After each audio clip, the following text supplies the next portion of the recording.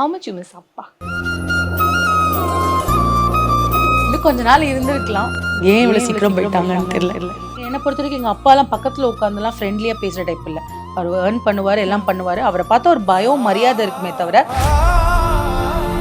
இப்பதான் வந்து என்னம்மா எப்படி போச்சு இன்னைக்கு ஷூட்டு, இந்த மாதிரிலாம் எங்க அப்பா உட்காந்து பேச ஆரம்பிச்சது இந்த லாஸ்ட் 3-4 இயர்ஸ் தான். தெய்வங்கள் எல்லாம் தோற்றே போகும் பத்தல. தந்தை அன்பின் முன்னே. ஆக்சுவலாக இந்த வீடு வந்து ரொம்ப ஸ்ட்ரகிளில் தான் நான் முடித்தேன். ஆனால் ஃபாஸ்ட்டாக ஏன் முடித்தேன்னா, அப்பா வந்து 76 ஆயிடுச்சு, அம்மாவுக்கு 66 ஆயிடுச்சு. வந்து இட்ஸ் பீன் ஒன்லி 55 days அப்பா இங்கே இருந்தார், இறந்துட்டாங்க. இட்ஸ் கார்டியாக் அரெஸ்ட் அப்பாவுக்கு.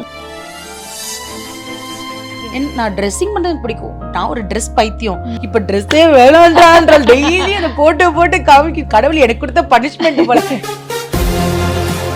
Kiriasin Grand Freedom Sale 70% வரை தள்ளுபடி. Kirias Introducing Growth Guarantee Homes from MP Developers. Trust forever. ஆச்சி மசாலா. எந்த சமையலும் ருசி தேடும் ரகசியம் 20 ரூபாய். நிறைய விஷயங்கள் பேசணும். Now I have a segment for you. அதாவது ரேபிட் ஃபயர் மாதிரியா? ரேபிட் ஃபயர்னு இல்லை, உங்க லைஃப்ல நடந்த ஒரு விஷயங்கள், அது மேபி நீங்க ஷேர் பண்ணணும்னா பண்ணலாம், இல்லைன்னா லைஃப்ல மறக்க முடியாத ஒரு கில்ட். நான் ரொம்ப லேட்டாக வெயிட் ரிடக்ஷனை பற்றி ரியலைஸ் பண்ணது அதுதான் அது நான். ஏன்னா நல்லா எனர்ஜெட்டிக்காக இருந்த காலத்துல எல்லாம் நான் ரியலைஸ் பண்ணாமல் விட்டுட்டேன். அவர் அம்மா ஆனதுக்கு அப்புறம் தான் ரியலைஸ் பண்ணேன். அப்போ ஏற்கனவே நம்ம உடம்பு பாதி வீணா போச்சு. அது ஒன்று. ரொம்ப லேட்டாக ரியலைஸ் பண்ணியிருக்கேன். ரொம்ப விளையாட்டுத்தனமாக இருந்துட்டேன். அதான் என்னோட கில்ட். ஓகே. அவமானம். நம்ம ரைட்டான பர்சனை வந்து செலக்ட் பண்ணல அப்படின்னா என் லைஃப்பில் என்ன நடக்கும்ன்றத நான் ஃபேஸ் பண்ணியிருக்கேன். அதில் என்ன அவமானம் அப்படின்னா, லைஃப்பில் வந்து அதுக்கப்புறம் தான் தெரிஞ்சுது, நம்ம வந்து ஒரு நம்ம லவ் காமிச்ச இடத்துல லவ் இப்போ காமிக்கல, ஸ்டாப் ஆயிடுச்சுன்னா அங்கே போய் கெஞ்சக்கூடாது. ஒரு லவ்வை என்றைக்குமே கெஞ்சி வாங்கக்கூடாது. லவ் உங்களை தேடி வரணுன்றது புரிஞ்சுக்கிட்டேன். தட்ஸ் த பிக்கஸ்ட் அவமானம் இன் மை லைஃப் அப்படின்னு நான் சொல்லுவேன். ஓகே.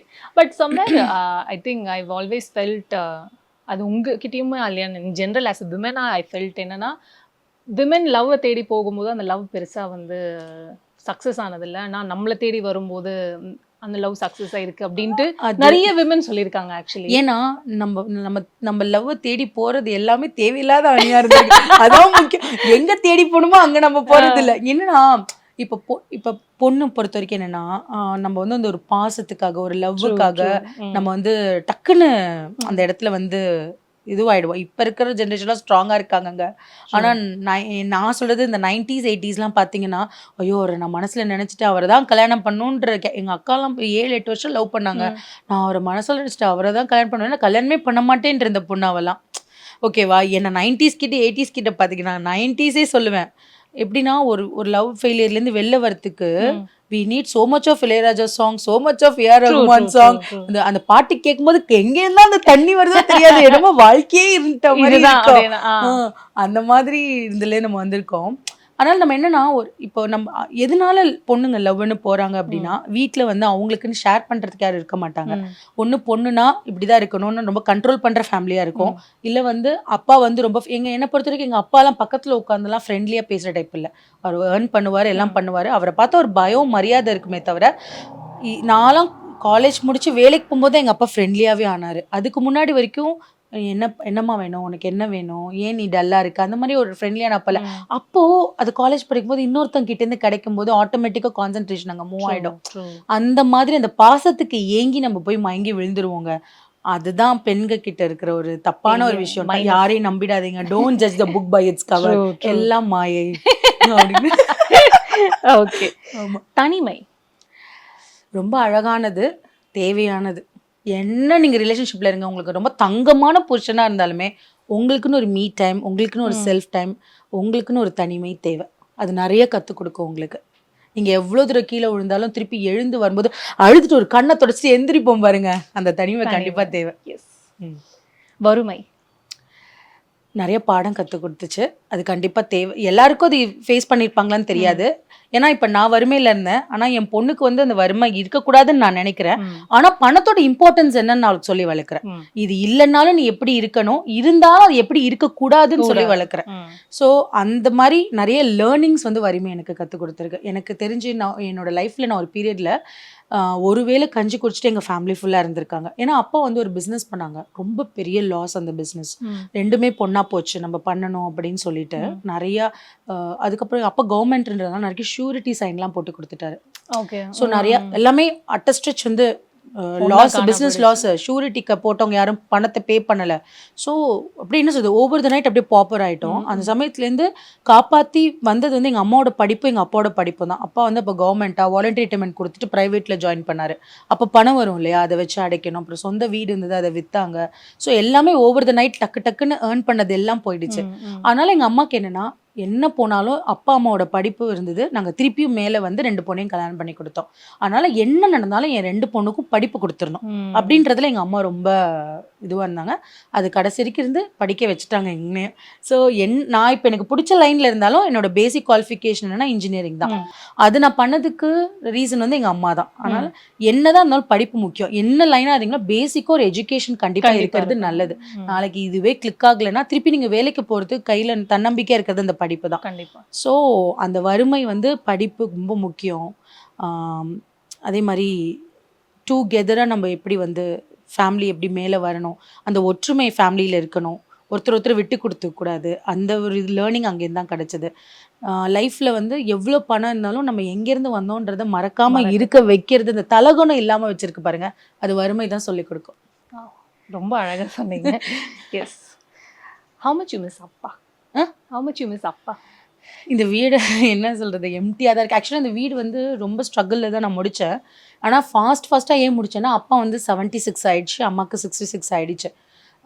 ஸோ அவங்க இனிமே இருக்க போகும்போது என் வீட்டில் வந்து அந்த வச்சுக்கணும், அவங்கள வந்து சொந்த வீட்டில் அவங்களுக்கு பிடிச்சி கேட்ட அந்த பூஜை ரூம், அந்த ஊஞ்சல் அதிலெல்லாம் வச்சுக்கணும். சீக்கிரமாக என்னால் எவ்வளோ ஸ்ட்ரைவ் ஹார்ட் பண்ண முடியுமோ, வர சின்ன ப்ரொமோஷனை கூட விடாமல் ஏர்ன்ட் அ லாட் அதெல்லாம் பண்ணி தான் முடிச்சு இங்கே வந்தேன். வந்து இட்ஸ் பீன் ஒன்லி 55 days அப்பா இங்கே இறந்துட்டாங்க. இட்ஸ் கார்டியாக் அரெஸ்ட் அப்பாவுக்கு. நான் எதிர்பார்க்கவே இல்லை, ரொம்ப நல்லா தெம்பா இருப்பார், அவருக்கு எந்த மெடிக்கல் ப்ராப்ளம்ஸும் கிடையாது. ஜஸ்ட் ஏஜ் ஃபேக்டர், என்ன எதனாலன்னு தெரியல, கடவுள் கூப்பிட்டுட்டாரு.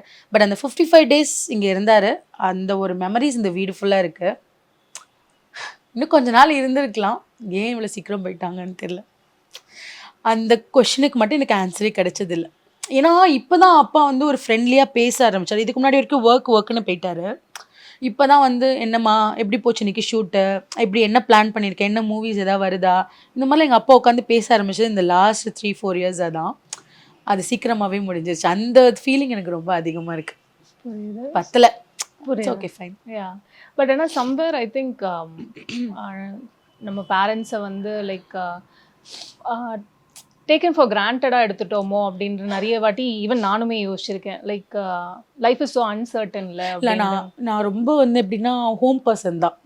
எனக்கு ஃபாரின்லலாம் வந்து வேலை கிடைச்சப்போ கூட ஐ டென்ட் கோ. ஏன்னா I want to be with my family. எங்கள் அக்கா கூட துபாயில் தான் ஒர்க் பண்ணுறாங்க. பட் ஆனால் எனக்கு அங்கே ஆப்பர்ச்சுனிட்டி க்ரியேட் பண்ணி கொடுத்தப்போ கூட என்னால் 1.5 years மேலே இருக்க முடியலண்ணா. I came back. ஏன்னா எனக்கு ஃபேமிலி தான். நான் ஒரு பீரியட்லேயுமே எங்கள் அம்மா அப்பாவை பிரிஞ்சு ஒரு ஹாஸ்டலில் இருந்தது கிடையாது, எதுவுமே இருந்தது கிடையாது. என் அப்பா வந்து இங்கேருந்து மதுரையில் கேரளாலெல்லாம் ஒர்க் பண்ணியிருக்காங்க, சிவில் இன்ஜினியராக இருந்திருக்காங்க. அவங்க போயிட்டு வீக்கெண்ட் வருவாங்க, இல்லை மந்த்லி ட்வைஸ் வருவாங்க. பட் நான் என் ஃபேமிலி விட்டு என்றைக்குமே பிரிஞ்சதில்லை, டேக் இட் அஸ் கிராண்டடாக எடுத்துக்கிட்டதில்லை. எப்போதுமே என் மைண்டில் ஓடிட்டே இருக்கும், அவங்க இன்னும் எவ்வளோ நாள் இருக்க போகிறாங்க, அவங்களுக்காக இதை அவங்களுக்காக இது பண்ணணும், அப்படி தான் நான் நினச்சிட்டு இருந்தேன். ஆல் ஆஃப் அ சடன் இது என்னைக்காவது ஒரு நாள் நடக்கும்னு எனக்கு தெரியும். பட் அதுக்கு நான் இப்போ ப்ரிப்பேர்டாக இல்லை. ஓகே. பயம் வந்து என்னென்னா, எனக்கு வந்து என்னையே நினச்சா சில சமயம் பயமாக இருக்கும். இப்போ ஒரு விஷயம் வந்து ரொம்ப இப்போ நான் பண்ணணும்னு ஒரு மனசு வச்சுட்டேன்னு வச்சுக்கோங்க, வெறித்தனமாக, அது என்னதான் இருந்தாலும் என் ஹெல்த் எதுவும் பார்க்காம I will just go for it. அந்த மாதிரி அப்படி தான் இந்த வீடாக இருக்கட்டும், இந்த என்னோடய ப்ரொஃபஷன், இந்த இன்ஃப்ளூயன்சிங் சைடில் நான் ஆரம்பத்தில் வந்தபோது எங்கள் வீட்டில் யாருக்குமே இதில் இன்ட்ரெஸ்ட் இல்லை. நல்லா படிச்சுட்டு மந்த்லி இன்கம் வந்துட்டுருக்க ஒரு வேலையை விட்டுட்டு நீ இதுக்கு வரப்போறியா அப்படின்னு தான் கேட்டாங்க. ஸோ அவங்களுக்குலாம் நான் எப்படி புரிய வைக்கணும்னா, என்னோடய க்ரோத் தான் அவங்கள புரிய வைக்க முடியும்.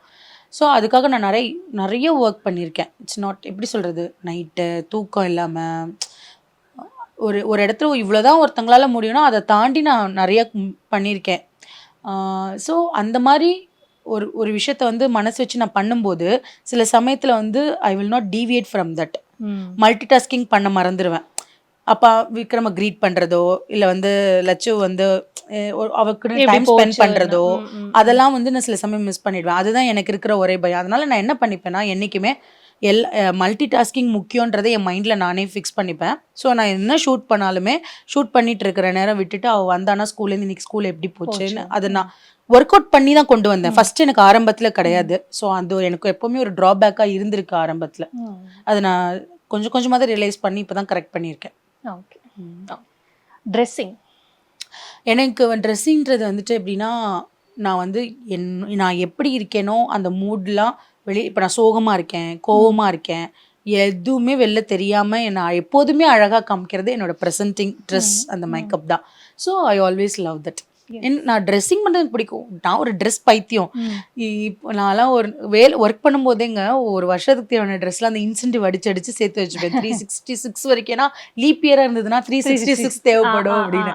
அப்படி ஒரு ட்ரெஸ் பைத்தியம் நான். ஆனால் நான் இப்போ நானே என்னோட ஓன் பிஸ்னஸ் பண்ணிட்டு இருக்கிறதுனால இப்போ ட்ரெஸ்ஸே வேணான்ற டெய்லி அதை போட்டு காமிக்கிட்டு வீட்டில் அவ்வளோ ட்ரெஸ்ஸு முடியல என்னால். ஆனால் கடவுள் எனக்கு கொடுத்த பனிஷ்மெண்ட் போல இப்போ வேணாம் அப்படின்னு இனிஷியலாக நிறைய இருந்தது, இப்போ வேண்டாம் அப்படின்ற இப்பெல்லாம் லட்சுக்கு வாங்கணும்னு தான் தோணுது. எனக்கு அழுத்துருச்சுங்க அது. அந்த மாதிரி ஆயிடுச்சுன்னா. ஆனா இப்பயுமே ஒரு ட்ரெஸ் நான் செலக்ட் பண்றேன் அப்படின்னா அது வந்து ஒரு கொஞ்சம் யூனிக்கா இருக்கணும், யாருமே பண்ணாத ஒரு மேக்கப்பா இருக்கணும், பார்க்க ப்ரெசன்டபிளா இருக்கணும், அதுக்கு மேட்சான ஸ்லிப்பர் தோடெல்லாம் போடணுன்றதுலாம் சின்ன வயசுல இருந்தே நான் அப்படிதான் ஒரு மேக்கப் பைத்தியம் தான். பட் சம்பர் இப்போ நம்மளோட ட்ரெஸ்ஸிங் நம்மளோட உரிமை அப்படின்னு இருக்கும். அஃப்கோர்ஸ் நம்ம உரிமை தான்.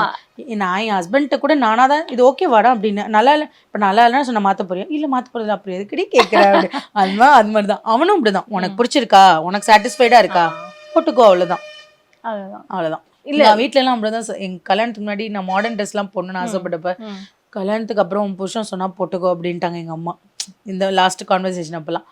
அப்போ வந்து எங்கள் அம்மா நினைச்சாங்கன்னா நல்லா ஸ்ட்ரிக்டான ஒரு ஹஸ்பண்ட் வருவாரு.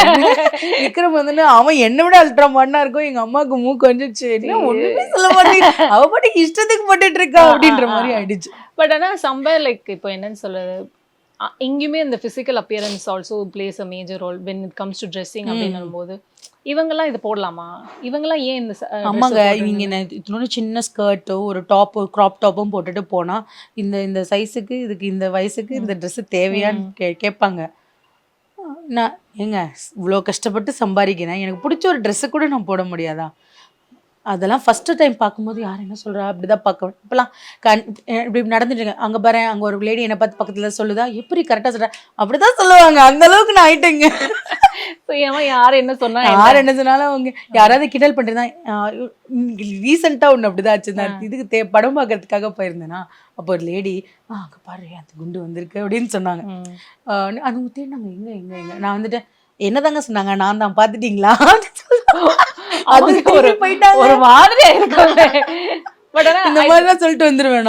Like dealing with left hand அப்படின்ற மாதிரி தான். இல்லைங்க நிஜமால அவங்க என்னதான் தேடினாங்க, நான் தாங்க நான் தான் அந்த குண்டு பொண்ணு பார்த்துட்டீங்களான்னு சொல்லிட்டு வந்தேன், அவ்வளோதான். அவங்க அதுக்கு ரியாக்டே பண்ணல, அவங்க ஷூ அப்படின்ட்டு போயிட்டாங்க. அவ்வளோதாங்க. என்ன அவங்களுக்கு கிண்டல் பண்றதுனால ஒரு சந்தோஷமா பண்ணிட்டு போட்டு நம்மளால ஒரு 5 நிமிஷம் சந்தோஷமா இருந்தாங்களா, அவ்வளோதான். இவங்களுக்காக நம்ம ட்ரெஸ் மாத்திக்க முடியாது. ஓகே, லாஸ்ட் இந்த ரூமர்ஸ் அப்படின்ட்டுலாம் இருக்கும்ல, அதெல்லாம் எப்படி ஹேண்டில் பண்றீங்க? எனக்கு அந்த அளவுக்கு நான் இன்னும் ப்ராப்ளம் ஆகலன்னு நினைக்கிறேன். ரூமர்ஸ்லாம் இன்னும் அந்த அளவுக்கு இல்லை. அவ்வளோதான். இல்லை ரூமர்ஸ்னா எனக்கு வந்த ரூமர்ஸ் இதுதான், யூடியூப்லேயே சம்பாரிச்சு இந்த வீடை வாங்கிட்டா அப்படி, அதான் எனக்கு ஃபர்ஸ்ட் வந்த ரூமர்ஸ்.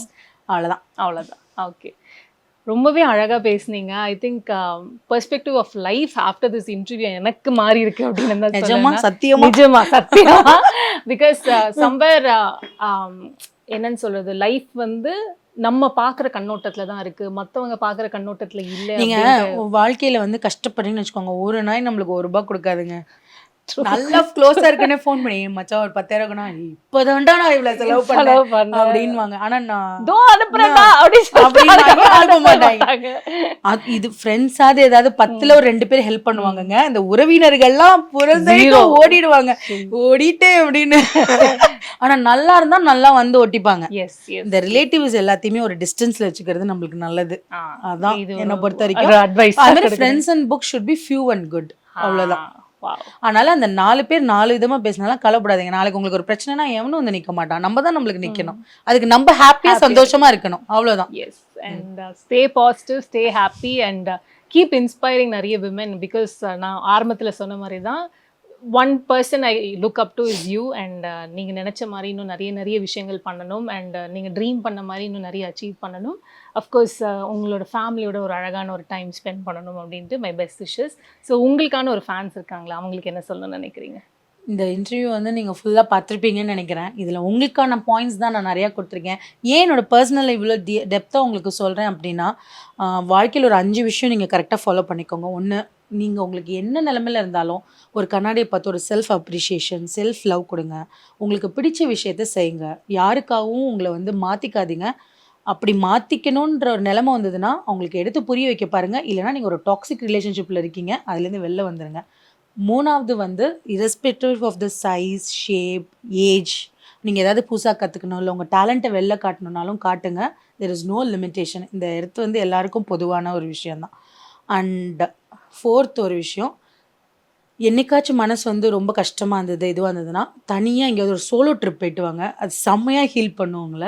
அண்ட் 5th வந்து வாழ்க்கையில் என்றைக்குமே பணத்தை நோக்கி போகாதீங்க, உங்கள் பேஷனை நோக்கி போங்க, பணம் உங்களை தேடி வரும். இந்த 5 விஷயம் நான் ஃபாலோ பண்ணியிருக்கேன் வாழ்க்கையில். இது எனக்கு நடந்திருக்கு, ஆனால் உங்களுக்கும் கண்டிப்பாக நடக்கும். ஏன்னா நான் வாழ்க்கையில் வந்து நிறைய சம்பாதிக்கணும், அப்படி நிறைய வேலை மாற்றும் போது ரொம்ப ஸ்ட்ரெஸ்ஸாக இருந்தது. பணம்லாம் முக்கியம் இல்லை, எனக்கு என் பேஷன் தான் முக்கியம். நான் பேஷன் பண்ண ஆரம்பித்தேன். நான் ஒர்க் பண்ணும்போது ஏர்ன் பண்ணதை தாண்டி எனக்கு என் பேமெண்ட் என்னை தேடி வருது. அப்போ தான் லைஃப் ரியலைஸ் பண்ணேன், it should not behind the money, it should behind the passion. அந்த ஒர்க் ஹார்ட் பண்ணிகிட்டே இருந்தால் ஏதோ ஒரு சோர்ஸில் நம்மளுக்கு இன்கம் வந்துடும். Well said, well said. Thank you so much. Keep doing what you're doing. Keep shining, keep dancing, keep enjoying life. Thank you. Thank you. Thank you. கிரியாஸின் grand freedom sale 70% வரை தள்ளுபடி. கிரியாஸ் Introducing Growth Guarantee Homes from MP Developers. Trust forever. ஆச்சி மசாலா. எந்த சமையலும் ருசி தேடும் ரகசியம்.